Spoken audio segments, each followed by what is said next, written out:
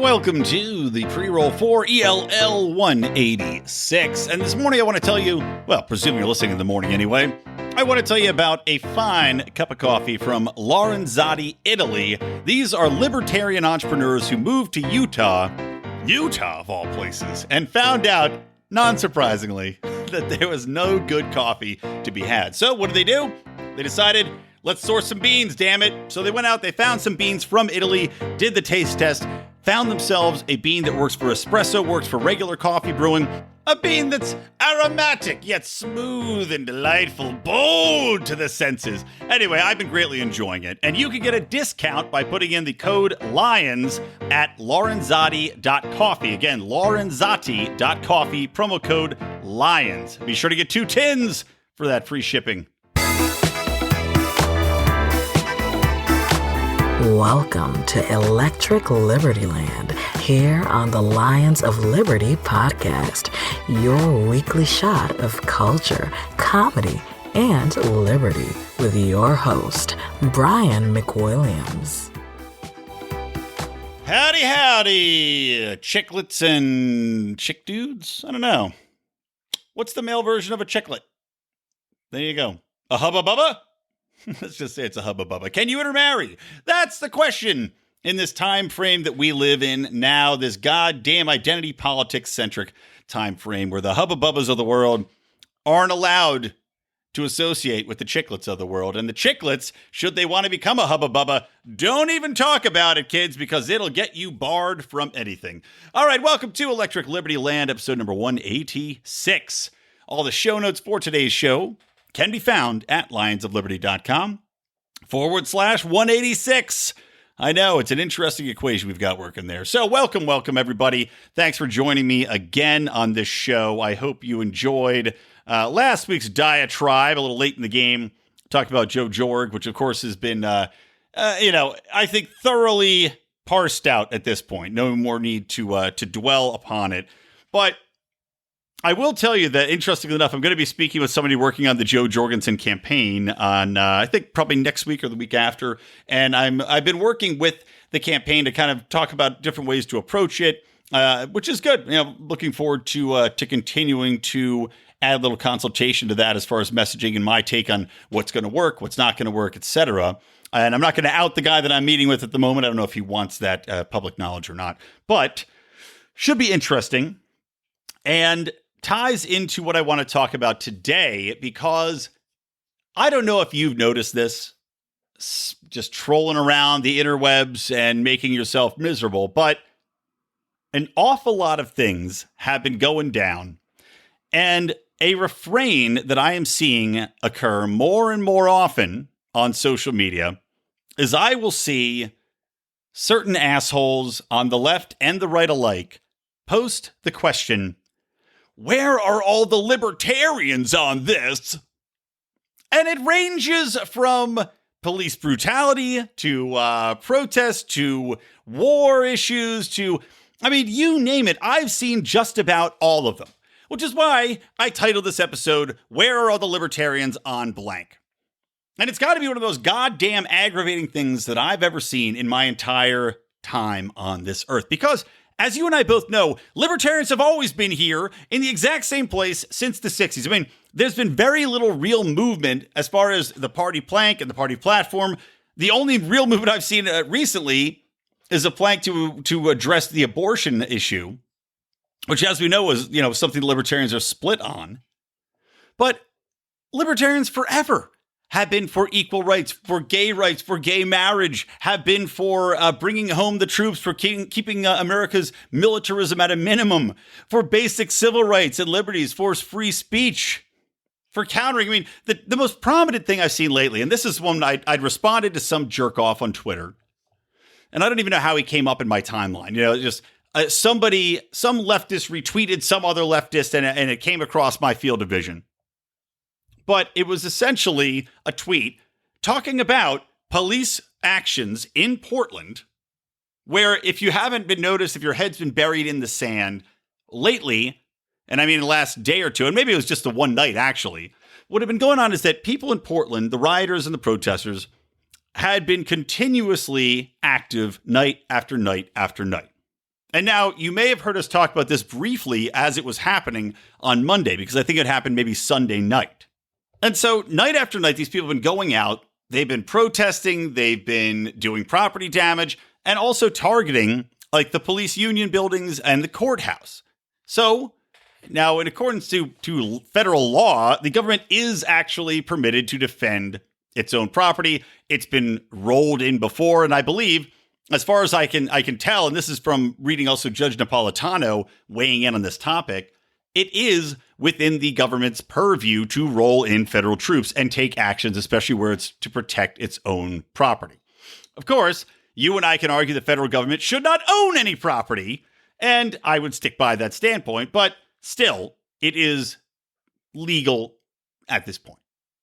That, of course, doesn't mean that we have to agree with it, nor does it mean that we have to defend it. And I know Eric July was also getting in a Twitter warfare or a YouTube warfare about this, because he had said he doesn't have to take any action to defend the communists that are getting beat up in the streets by the cops, nor does he have to come in and defend cops that are getting beat up by protesters. His position is, neither of you matter to me necessarily from my point of view. I don't have to defend either of you. You get what you get. And I'm paraphrasing and simplifying that argument, of course. But it's a little bit of you reap what you sow. And to this extent, though, when I look at what's going on, I look at these federal forces coming in that have unmarked vests. They don't have any signifiers on them. They just say generic police on it. They're in unmarked vans. Of course, I spoke up on Twitter and I said, this is heinous. No, we don't agree with anything that's going on here. Of course, we can't support federal forces coming in unmarked vehicles and taking people off the streets without any sort of provocation. And some of these people, if you're believing reports that are out there, were just walking around nowhere near the courthouse, but they are being detained and taken away. And a lot of what they're saying is happening is that it's Department of Homeland Services people and also border control, because Portland is within 100 miles of the border. So they, I guess, have jurisdiction under the made up laws that exist. So they're in there, they're taking people, they're detaining them. Now, most of these people have been released, of course, but still, they're rolling in there, they're throwing them into these vans. They're not giving them a chance to see a lawyer. They're detaining them and have the possibility of indefinite detention because of who? Oh, that's right, Barack Obama, who signed in indefinite detention against U.S. citizens because it had been in there previous to Barack Obama signing it in 2014, but only for foreign agents, terrorists primarily. Still doesn't excuse it. It's still horrible. But he had made it applicable to U.S. citizens as well. Of course, the outcry was negligible then. And if you didn't know, the NDAA passed on Tuesday, again, with resounding support. And oddly enough, I don't even know if you can say oddly enough anymore. It should be no surprise to anybody. The Democrats overwhelmingly support it with less people opposing it. I think it was 41 Democrats opposed and 81 Republicans opposed, with, of course, Justin Amash also voting no. So the Democrats are on board with this NDAA, which, of course, authorizes all sorts of civil liberty infringements, authorizes censorship, authorizes spying, authorizes indefinite detention, suspends habeas corpus, allows the military to go all over the goddamn place and under the auspices of fighting terror. I mean, it's one of the most horrible bills that has ever passed. And yet you have pretty overwhelming bipartisan support. Of course, where were libertarians on that? Oh, that's right. We opposed it the entire time. We opposed everything in it. Soup to nuts. Throw in some fucking croutons. We opposed everything in that. So, isn't it convenient, though, that both sides of the aisle attack libertarians when they know it's a straw man? Either they don't know the history of libertarian positions and just the basics, which is, perfectly legitimate to believe, especially coming from leftists, where it seems history's completely been rewritten and taught to them in a completely different manner than actually exists within the same time-space continuum which we all inhabit. But you got people on the right saying, we're the libertarians as well. And we know that we're right on police. We know we're right on civil liberties. We've been talking about it for decades and decades and decades. So you go, okay, what could be the impetus for this? And that seems fairly obvious in that it comes down to the positioning war, the messaging war that's going on right now. The left still desperately, despite all facts and all reality arguing to the contrary, that the left still desperately wants to be seen as the party for civil liberties. The party is defending your rights and liberties and free speech and defending all these things when they're clearly not. They've abdicated that in lieu of attacking and censoring and trying to squash civil liberties, that as long as it's not something that they explicitly agree with. If you're not on the team, your liberties could not matter less. They also, of course, have defaulted to being pro-war, and the Democrats are now the ones who are, more even than the Republicans, trying to block Trump from bringing troops home from Afghanistan. Like Trump says that he's going to close 5 bases, and the Pentagon confirmed this. Close 5 bases in Afghanistan, bring those troops home. Great, wonderful. But he also wants to cut troops and bring them home from Syria and North Korea and all these, or not North Korea, excuse me, South Korea and Germany. And you've got the Democrats leading the charge to try to stop him from bringing the troops home. I mean, it's amazing because people talk about the left and the Democrats and the Republicans flipping sides at some point in history. And of course, which is why they say that the Democrats are the party of the KKK and slavery, etc.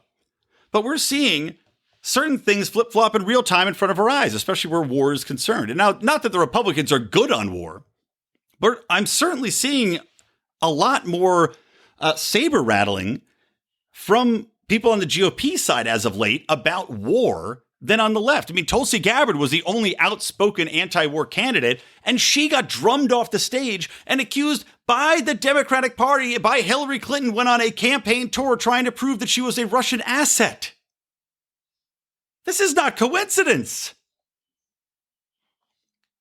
So the Democrats are overarchingly embracing this warfare mindset, all the while pretending that they are the party of peace and civil liberties and equality and moving things forward in progressivism.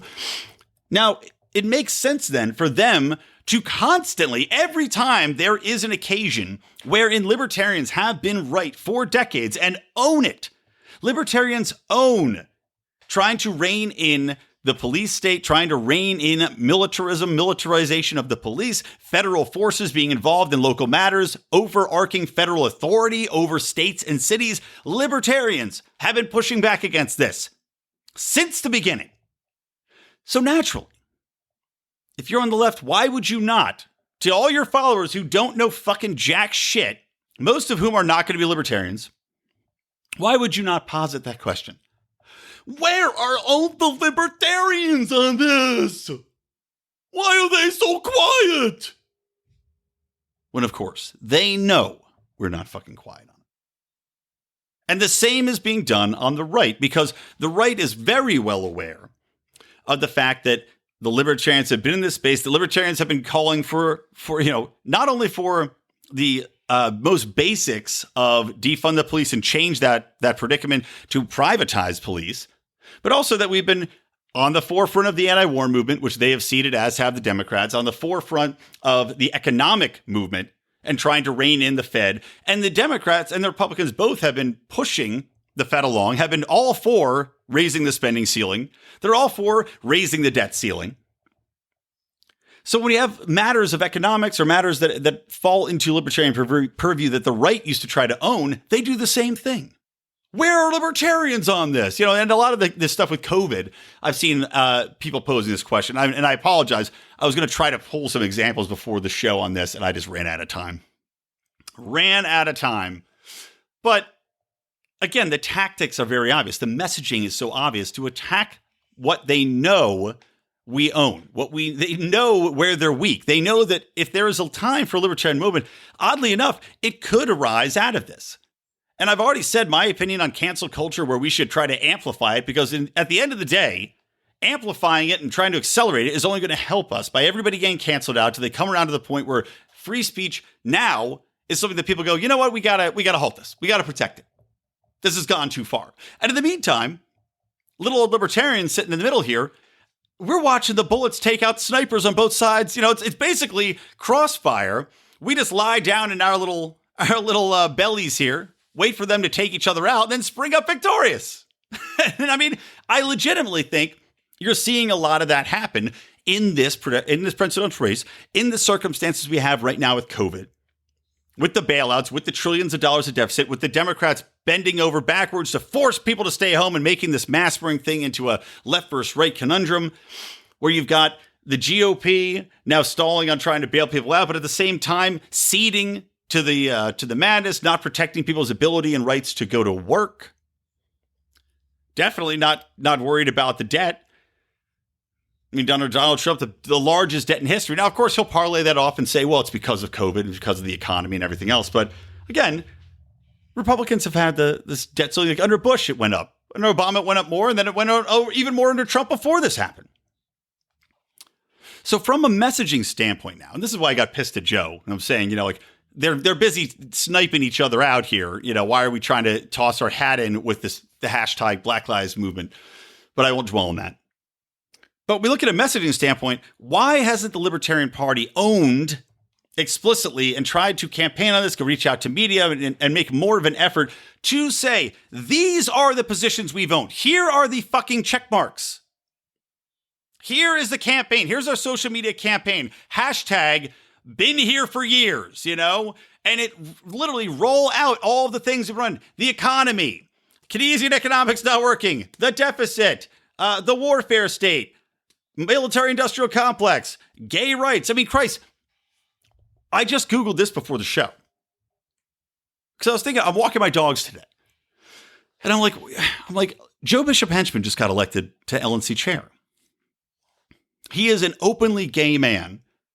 He did his acceptance speech. I mean, he had his husband speak for him during the election. He did his acceptance speech. His husband was on stage with him. He was voted in. And it wasn't, even though I didn't vote for him, it wasn't close. It was like Josh Smith got beaten, I think, by some 30%. It was a pretty overwhelming victory. Where are the headlines? In the Washington Post? Where are the Huffington Post articles? Why doesn't every single publication that leans left or that is gay or LGBTQ, IA plus, all of them, why doesn't every one of those fucking newspapers have a headline in it as of the week after that says third largest political party in the United States elects very first openly gay chair of any major political party? Where was that headline? We own gay rights, gay equality, gay marriage, pushing for people to have equal footing under the law and equal rights as citizens, despite your sexual preferences. Now, that doesn't mean that you can't discriminate against somebody if you have your private business. It doesn't mean you can't decide not to associate with people if you don't like their lifestyle. But of course, it means you can't do anything from a legal standpoint to discriminate against them. Why are we not owning the fact that this man has made a first in a party? The Democrats and Republicans haven't had anybody openly gay chairing their fucking parties. It's just absurd that there isn't more done to educate people on libertarian positions and how we have been correct. Housing bubble, we're right on that. I mean, it's just like over and over and over again, we are proven to be correct on our prognostications and on our point of view. And no matter how right we are, these people keep going, where are all the libertarians on this? So clearly, that needs to be a focal point, not just of this campaign, but of any libertarian positioning done by the party moving forward.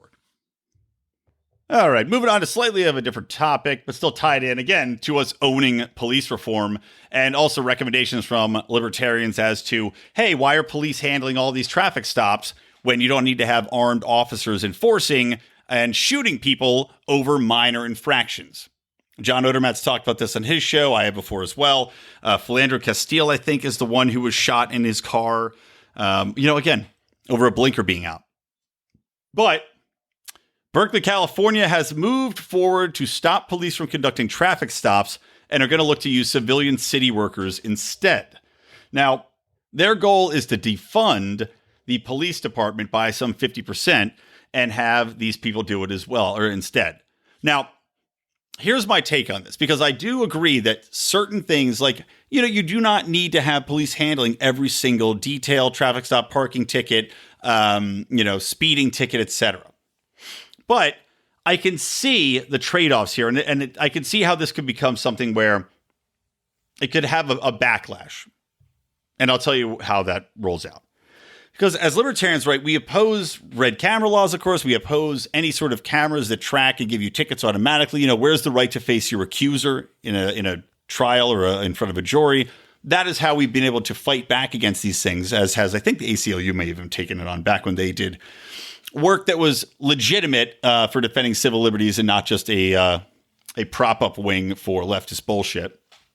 But if you get rid of police officers that are going to be doing these traffic stops, you have a couple of things that are going to happen. Number one, if you just have civilian authorities who don't have camera technology in place or the ability to issue a ticket right away based on, just having your license plate without having to do an actual traffic stop, people are definitely not going to stop for them. I know I wouldn't. Just middle fingers in the air, pedal to the ground. So what you're going to see is a potential for them to try to put more automatic camera lights in there. And I know these exist in some state parks, which is horse shit. So that's one thing we have to watch out for and fight back against is these cameras that are going to auto ticket. So that's one thing. Because obviously if people are just going to drive away, then they're going to say, well, how are we going to stop this? The second thing is that there is a danger of people, if you extend this to drunk driving, that's where I can see some problems arising, or erratic driving or something like that. Because while I definitely think that you don't need to have people, well, number one, you don't need to stop somebody at any point in time ever for having a tail light out. If they're, if you can catch them and they're in place and they're parked, great. I personally am uncomfortable with having civilians go up to people and try to give them tickets. It's just, that to me is wrong. Trying to pull somebody over and stop them, not only because you have a definite possibility of a conflict, more so because if we always say an armed society is a polite society. If you have civilian officers going in there that do not have arms on them, that do not have the ability or the authority to, to protect themselves effectively, you do invite a certain element to react violently. Of course, you would hope that having some sort of monitoring on the car to protect them, protect their safety, and to hold accountability, which I'm sure they would come into play. But I worry that there's going to be some violence to come of that, especially people that are just pissed off for getting pulled over for rinky-dink bullshit like an out taillight. Of course, at the same time, maybe what goes along with this is that a lot of these rinky-dink bullshit fixes don't turn into be tickets in the first place. Wouldn't that be nice? If instead of having a ticket for now tail light, you simply got somebody to remind you, or you have something where you're able to fix it within 6 months, so that way you're not getting a ticket every time you get pulled over, and you don't have to worry about getting pulled over, which then case that probably spirals into some sort of heavy debt, especially from the poor side of things, which happens a lot with parking tickets and these rinky-dink style bullshit tickets that they give, where people can't pay them. They get hit with fine after fine. It quadruples in cost, and then you have a warrant out for the rest, and they go to jail, and now their kid goes into foster care. Great. But still, maybe that can get figured out to make sure that the people that are giving the tickets are safe. And I know half of you out there are going, why do we care if they get hurt, these government motherfuckers? You're like, yeah, I know, I'm with you, but at the same time, I don't believe in violating the NEP, and I'd like people to stay safe if possible. So let's presume that can be handled, right? You have civilians give these tickets, they're safe, there's not incidents stemming from that. It does become a problem, though, if you've got somebody drunk driving out there. I don't see how a civilian is going to necessarily handle that, even if they've got training in de-escalating conflict. Maybe they've got some stunt driver training. If you've got somebody out there that's wildly erratic, drunk driving across the road, I could see that being a problem. I could see that ending in a death. I could see that ending in a fight. I could see that ending in any number of other people getting injured. If you've got somebody trailing this person that they feel, I could probably outrun this person. They're not a real cop. They've got no gun. They're not going to be able to do anything to me. I might as well give it a go. Give it the old college try. I can see that escalating and ending badly. And not to side with the police unions, which I try never to do, but they did bring that point up, and I had to concede. From a logic perspective, I can understand that point. And I've also voiced in the past that overarchingly, I'm against drunk driving laws. I think that if you cause an accident, if you are causing injury to somebody else, then that is something that comes around and you have to obviously pay for that and be held accountable. I do not agree with having arbitrary drunk driving limits and alcohol limits in place. I absolutely oppose having stops where people are forced to stop and take breathalyzers or have checks by officers. I'm against all of that. But again, I'm trying to operate within the reality of the time. I don't see people getting rid of drunk driving laws anytime in the near future. So again, that would have to be addressed. But still, this will be very interesting to watch. And I'd like to see how it plays out. I mean, obviously, getting out of the cars and moving into other aspects of police enforcement, I would love to see police not necessarily be assigned to go to someone's house, or at least have somebody else that's able to go with them to de-escalate domestic violence affairs, or to go for a suicide call. A police officer should never be called. Never. Unless there's some last resort where there's nobody else possibly available to go to that call. Everybody else is already dealing with other suicides from fucking COVID and the lockdown that we're forced to endure. Then maybe you send a cop. But I'd rather a fireman go. I'd rather have a social worker go. I'd rather have anybody else that's trained to handle that situation. Same thing with people that are on drugs and drug overdoses. Cops don't need to be going to that. You can have other ways to handle that circumstance. You don't need to have a police officer going there armed that might have an escalation of the situation that's going to go in there arresting people and make them know that they're going to jail as soon as the cop gets there. When you have a social worker going in there that's going to be able to help them, or somebody that's volunteering, that situation is going to resolve itself far more meaningfully, far less violently, and hopefully allow people to get on with their lives. So there you go. That's that quick take on that. But again, talking about positions that libertarians already hold as far as not using the police for these things, not having police pull people over for rinky-dink offenses and other sort of bullshit.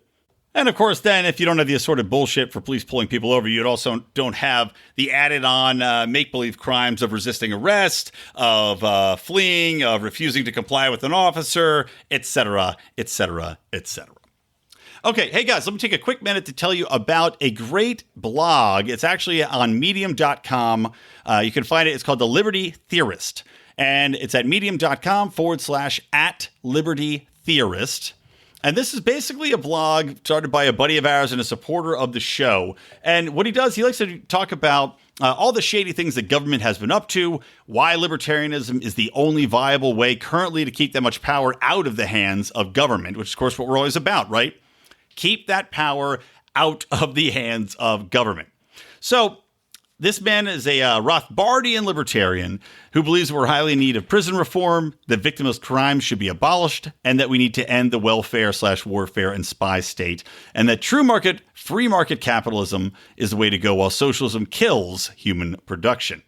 So basically, the government should stay the hell out of your life. It's a good read. I suggest you go check it out. He's got some articles up now on JFK and the CFR, the fight for a Pax Americana.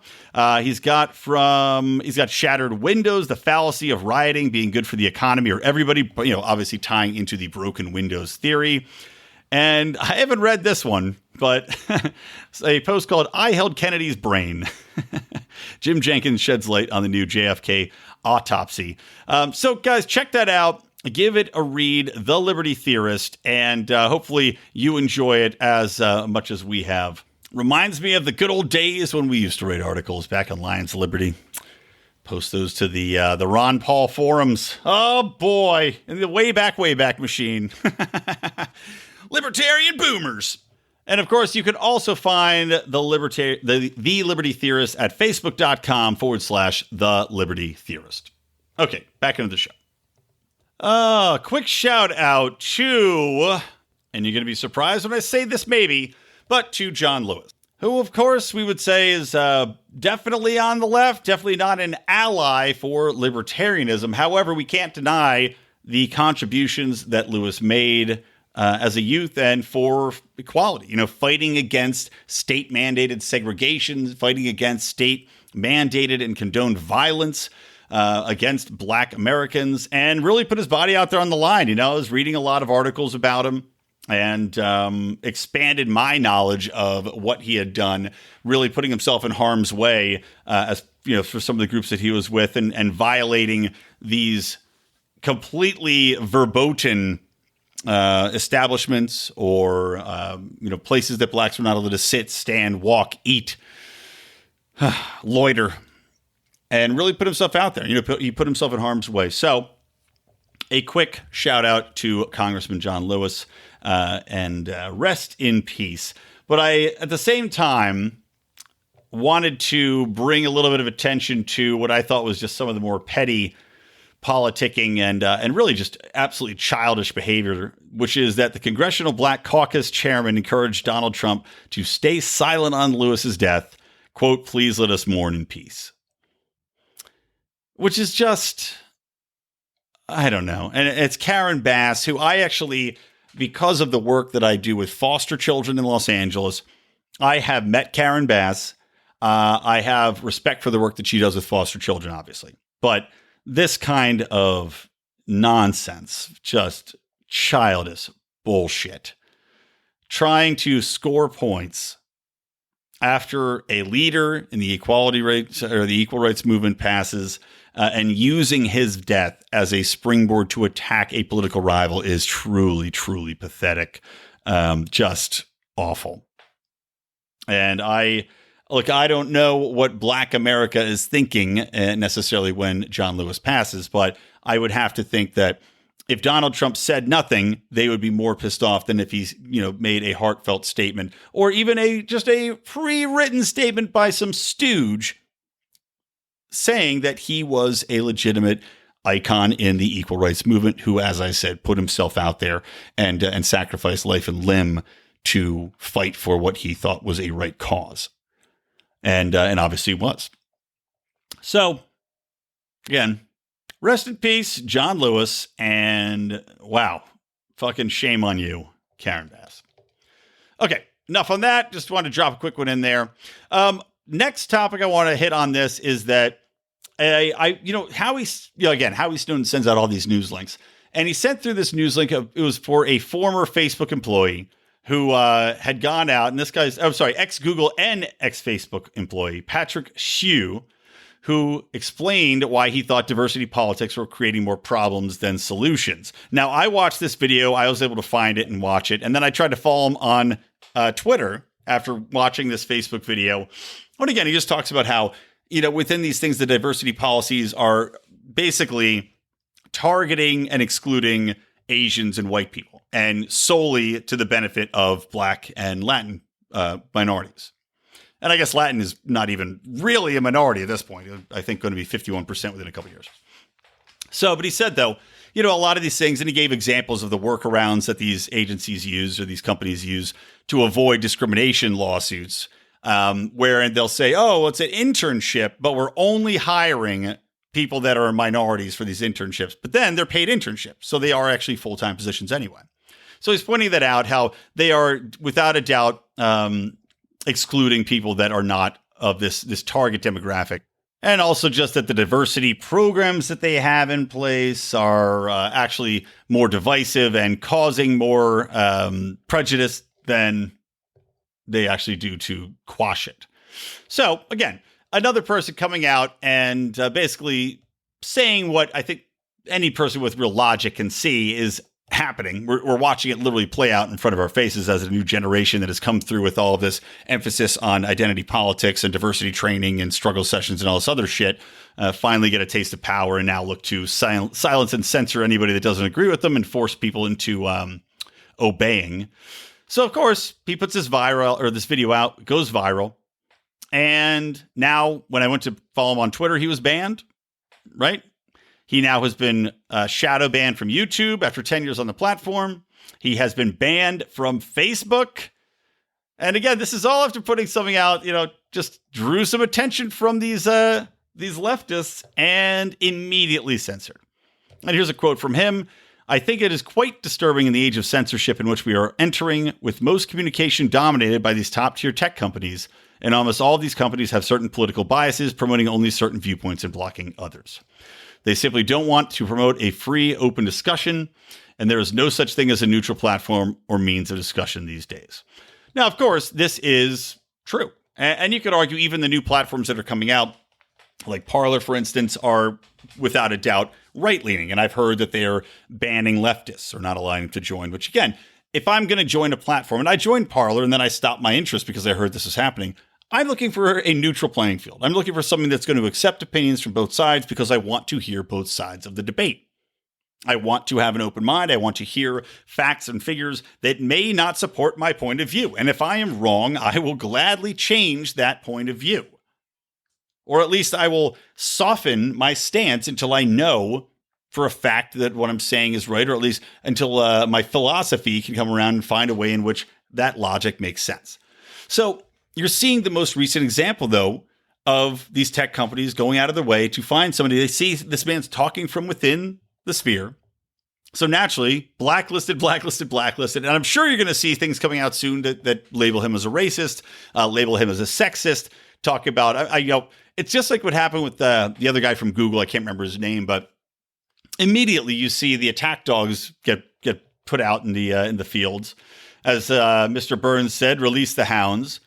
And everything else comes out to try to paint this man as a demon rather than just a man who has a logical problem with the way in which a company is handling its diversity policies and seems to be a monochrome type of thinking that's going through that agency or company.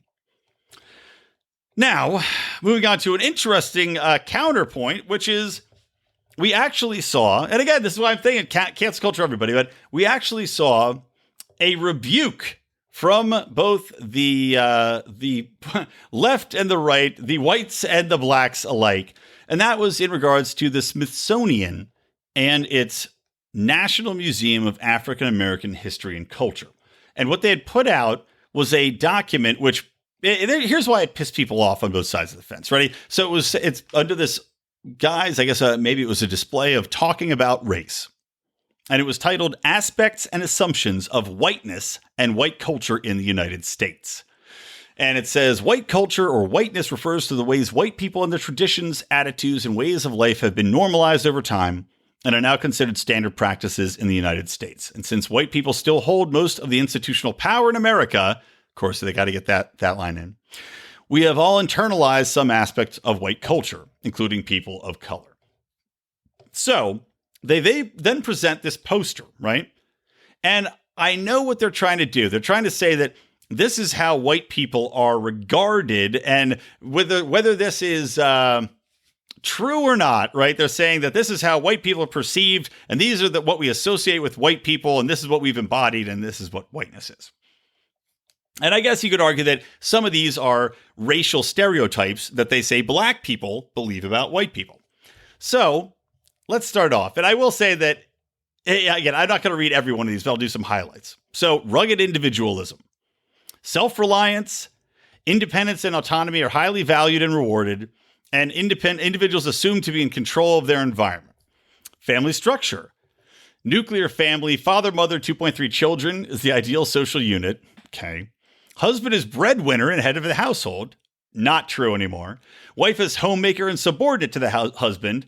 Again, not true anymore. And I was talking to some people on Facebook about this. I have said this before in the podcast.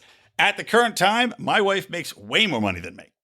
You know, my agency's up and down. When we met, I was making way more. Now she is kicking my ass. So she is the primary breadwinner of the household. We co-head the household. I would say that in the majority of family dynamics that I know of in the United States, and maybe it's just my more educated upbringing. Maybe this is not the way back in rural Pennsylvania, but the woman is primarily still quite involved in how the household rolls out. And if it's not, that might be by desire. You know, this is what I was talking with somebody on Facebook about, is that you don't necessarily have it where it's always enforced. It's not subordinate. It can be, okay, yeah, I'm happy to stay home with kids. And I have a friend that his wife stays home. I also have two husbands that stay home and their wives go out and work. If you've decided that's your course of action, who fucking cares? But I would say that in what world is wife homemaker and subordinate to the husband a whites only concept? In what world? If anything, the world over, the history of humanity, that has been the case. And if anything, in societies like America and predominantly white America in the, coming out of the wars, which is where when whites were the majority of America, women got a lot of equality. Women took this control. Women now are very much equal footing with men in general. So again, it's just confusing to me. And that children should have their own rooms and be independent. Yeah, I don't know. I don't know. Again, I don't know where they're pulling this information from. I know that my children, I'd be happy for them to have own rooms. I do think they should at some point. I do think they should be independent. Why should they be, why shouldn't they have their own way of thinking and be able to go out and do things on their own? Why are you calling social services on them? I'm spending too much time on this family structure. Okay, emphasis on the scientific method. Possibly the most ridiculous thing on here. And this is, again, I don't know if they're saying that this is what whites think, and this is what minorities think about whites, but that we put an emphasis on scientific method and that objective and rational linear thinking, that there's cause and effect relationships and quantitative emphasis. Isn't that any culture that believes in science? Shouldn't any culture or person, regardless of race, think that you'd want objective, rational, linear thinking? I know that the people that are touting all of these progressive movements definitely are not rational thinkers. They definitely are not objective thinkers, but shouldn't everybody strive towards that? Shouldn't everybody see cause and effect relationships and be like, that's a pretty important thing? Cause and effect tend to govern everything around us. Just absolutely insane. History. Based on European immigrants' experience in the U.S., heavy focus on the British Empire, and the primacy of Western and Judeo-Christian tradition. All right, I guess so. A Protestant work ethic. Hard work is the key to success. Work before play. And if you don't meet your goals, you didn't work hard enough. Again, I don't know if that's Protestant. I also don't know if that's necessarily prominent. But again, you'd think that's something that people should want to strive for. Hard work, yes. Work before play, yes. Putting off your desires. What did they call it? I'm blanking on the phrase. It was in economics in one lesson. And delayed gratification. Yes, delayed gratification is good. That's how you were able to save up and have a house and have savings accounts. Religion, Christianity is the norm. No, it's not. The U.S. is not a Christian nation anymore. It is, in fact, atheism. I believe atheist is the fastest growing religion in the United States. I also think it's the largest religion in the United States. Anything other than Judeo-Christian tradition is foreign. And there's no tolerance for deviation from a single God concept. Again, this is ridiculous nonsense. Status, power, and authority. Wealth equals worth. Your job is who you are. Respect authority. Heavy value on ownership of goods, space, and property. Again, heavy ownership on goods, space, and property. I could see how that could be a cultural thing, not just associated with white people. I guess if we're to believe history, even though I've heard this debunked a million times, that the Native Americans didn't have a concept of property, right? Which is bullshit. But yeah, you want to own property. You want to own goods. You want to have wealth. That's how you live your life. Unless you were a rabid socialist, in which case, didn't Russia have several million people that were white living over there? Virtually every Russian is white. They were communists for quite some time, guys. Oh, here we go. Future orientation. Yes, delayed gratification. Progress is always best. Tomorrow will be better. Hey, how dare you think that tomorrow won't be better? And then time. View time as a commodity. Followers of time skills. Hilarious. Aesthetics. Steak and potatoes. Bland is best. Again, is this the racist aspect of them thinking that white people don't have flavor and like bland food? Women's beauty based on blonde and thin. A concept that, other than Aryan nation Germans, has no possible realistic application. People like every different kind of woman. I personally do not like blondes the best. I like redheads and brunettes predominantly. And I know many, many people who do not prefer blondes overall. And in fact, I think you see far less people being blonde these days. Again, this is just based on the most racist connotation of white men all want blonde Barbies. And a man's attractive is based on economic status, power, and intellect. Well, how dare he be attractive based upon economic status, power, or intellect? I think women the world over pretty much appreciate those aspects of a man. I would also argue that sense of humor, well, again, closely tied to intellect, as we all know, which is why I'm so brilliant and hilarious. sense of humor, also very, very important. Not just to whiteies, to everybody. And then holidays based on white history and male leaders. Again, this makes sense. If you're living in America, which was predominantly white majority, you're going to have a lot of white leaders in the past. I don't see a way around this. I just don't. Let's see. Justice, intent counts. Yes, well, intent should count in justice. And then competition, win at all costs, action orientation, master and control nature. Yes, you do want to master and control. Well, I get what these people talking about, that it's racist to view controlling nature and building and prospering. It's racist to do that. Decision making, aggressiveness and extroversion. And then, of course, majority rules, but only when whites have power. Very, very progressive way of thinking that, yes, the only majority rules when white people are in power. And then communication, don't show emotion, don't discuss your personal life, be polite. Being polite, yes, I would agree. Quite important. Written tradition, probably also a good thing, considering that a lot of the movements that led to equality and the aversion to the religion that these people say that all white people stick to came about with the advent of the printing press. But anyway, there you go. That's just a synopsis of it. And this got pushbacks from both sides for obvious reasons. Because when I read this, I thought, okay, this is blatantly racist and absolutely batshit fucking crazy. Just stupid nonsense to be put out by the Smithsonian, an institution which is widely respected and regarded, is inexcusable. So as a white person, I'm offended at these broad, idiotic, racist brushstrokes. But then the funny thing was, and when I initially read it, I mocked it. I was like, wait, are they mocking all of these things? This seems like, 75% of this is a guide to being successful and living a good life and thinking coherently and being a functioning member of society. And fortunately, I wasn't the only one, because you also have, Project 21. I think I mentioned that before. The head of that organization, which is a black group, he comes out and he says the same thing I'm thinking. He goes, wait a minute.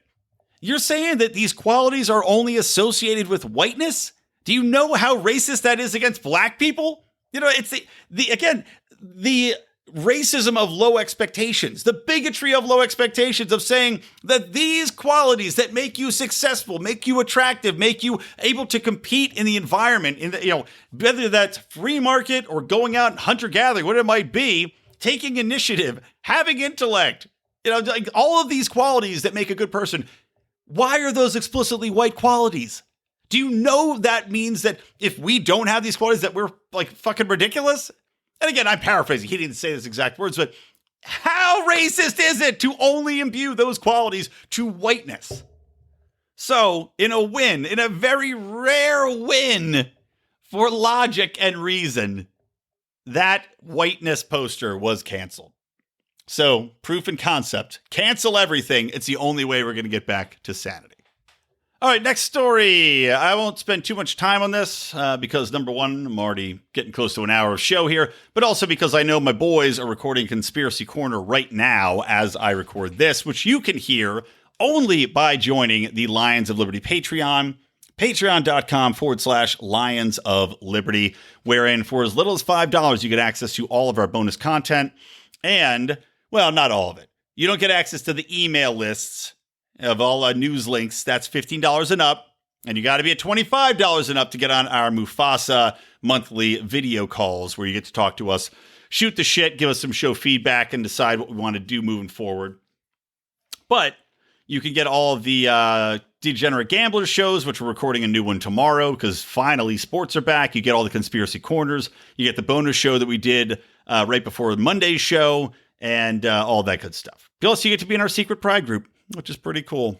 And you get to see live videos. Oh, what's not to love? So I saw some new people come on board. Welcome, everybody.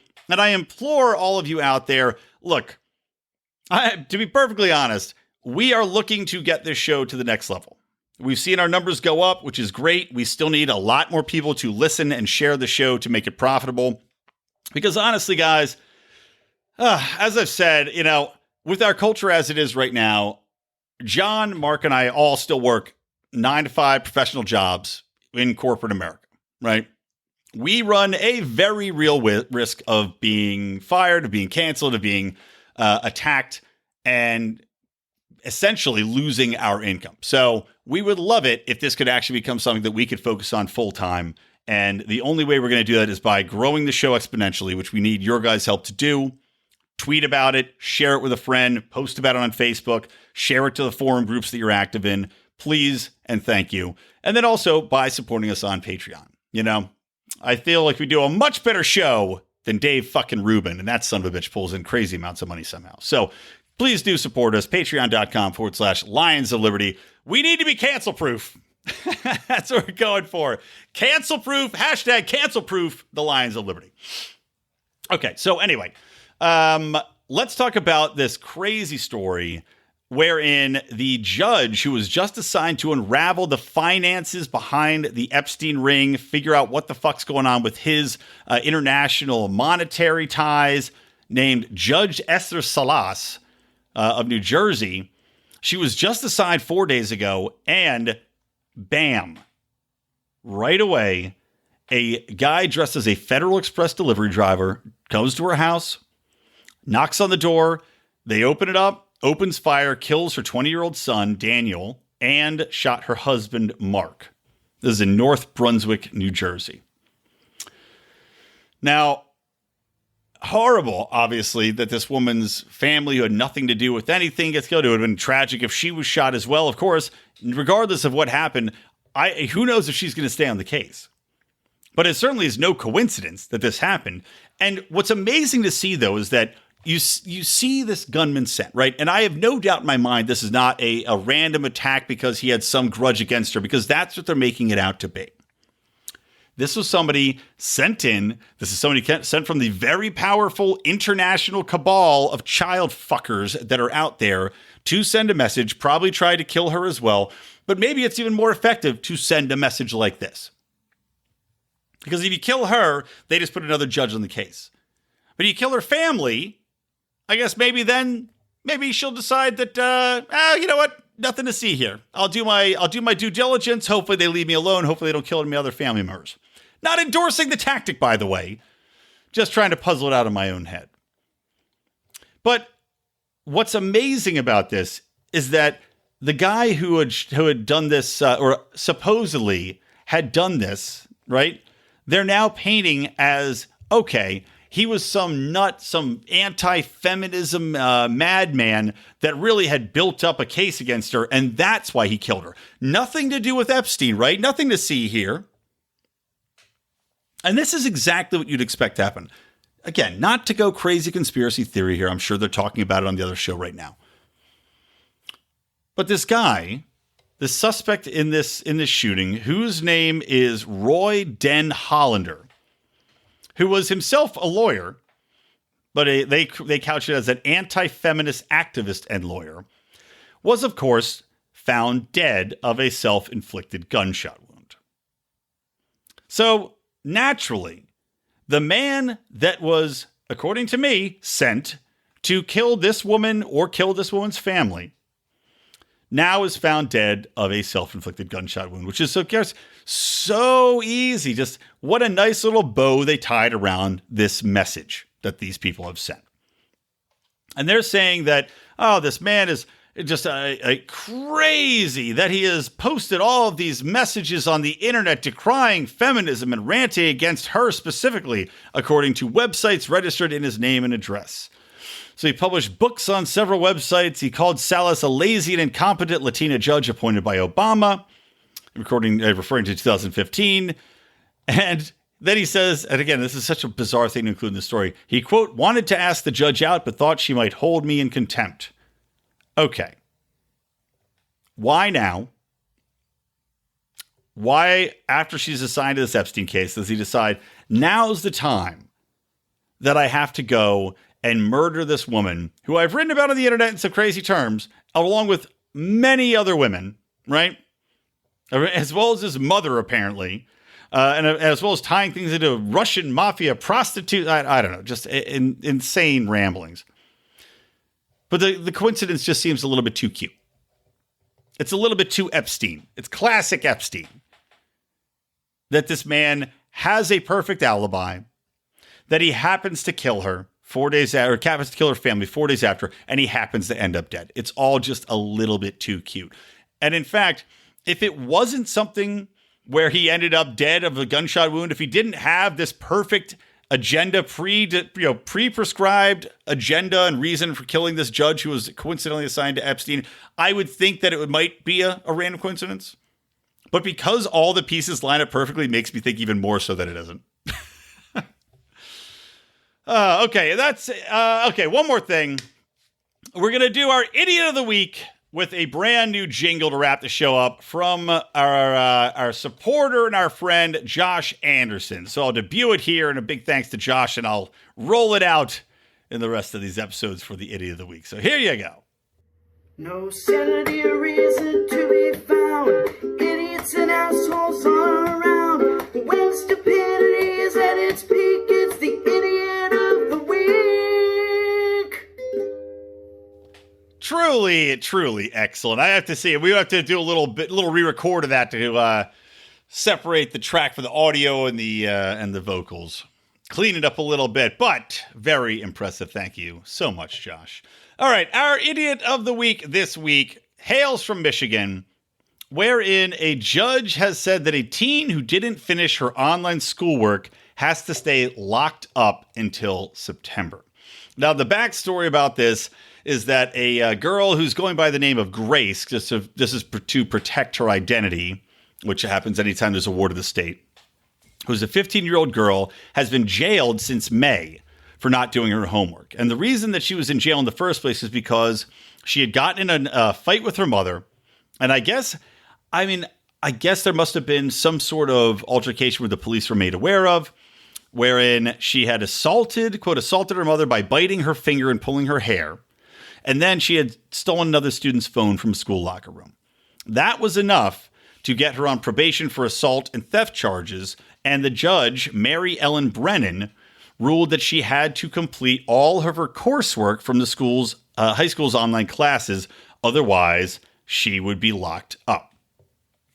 So the judge found her guilty because she didn't submit the schoolwork and wasn't getting up for school, and sent her to prison. So now this 15-year-old is in prison. Now, I'm sure she's not in a, federal fuck-me-in-the-ass prison, as they said in Office Space. I'm sure she's in a juvenile detention facility.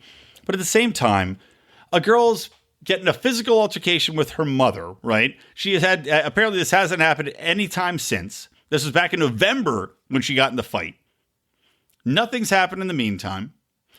And she hasn't stolen anything else in the meantime. The only thing she hasn't done is got her schoolwork done. So now this judge says that it doesn't matter. She's not going to have any lenience to it. She has to finish the schoolwork, otherwise she can't go home. And she is a threat to the mother, right? This is what Brennan said. She's a threat to the mother. However, the mother wants her to come home. And quite accurately, this is what I took away from this story, whether or not you think that this girl should have complied with the judge's orders and done, how hard is it to do the schoolwork? Which I agree with you. How hard is it to do the fucking schoolwork, especially when it's mobile, or virtual schoolwork, which is like half of what you usually have to do, I think. But still, the mother raises this very good point, and it kind of prevails in so many of what you hear about these cases where the Department of Children and Family Services or social services get involved and take away your kids. How is this beneficial for the girl? And the judge is saying where the juvenile detention facility she's in, it's a treatment center. So it's going to help her with her anger issues and her thieving issues or whatever else it is. How does it really help this girl? To be taken away from her mother, who wants her back, she wants to be back home with her mother, taken away from her family, and put in a facility with other teens who are probably violent, that are probably emotionally unstable, and put her in far more harm's way than to just say, look, go home, continue doing the schoolwork. Mom, you make sure she does the schoolwork, and then we'll take it from there. And if she doesn't handle it, if we don't see any progress, then maybe we'll see what other steps can be taken. But to keep this girl locked up away from home because she didn't complete some fucking online courses is idiotic. And that's why she's our Idiot of the Week. Okay, that's going to wrap it up, guys. What do I want to plug at the end? Just listen to Mark on Mondays. Listen to our show. I hope you liked our roundtable show. Again, I think that was the first reunion. I recall it a reunion. It may have been the first time it was just Mark and John and I on a show doing an LALDL, but that was fun. And as Mark mentioned, we are scheduling in. I think we're going to try to do it next Friday or Saturday, record it. But our Pride-only show where we've got a secret list of drinking game rules, which we have to play by. And it's going to be a really fun time. So we're not going to know what's happening. We're not going to know what's coming our way. We're all accidentally going to trip the rules, which are going to make us drink during that show and have all 6 of us on there. So that's going to be fun. But again, you got to join the Pride for that. So patreon.com/Lions of Liberty. But yeah, listen to Mark Claire on Mondays, flagship interviews with leaders of the Liberty Movement. I'm here every Wednesday, and John Odermatt is coming in on Fridays with his deeply, deeply inspirational, emotional, heartbreaking times look at the criminal justice system. So thank you all for tuning in. From me, Brian McWilliams, from the Lions of Liberty, and from Electric Liberty Land, always stay plugged into liberty.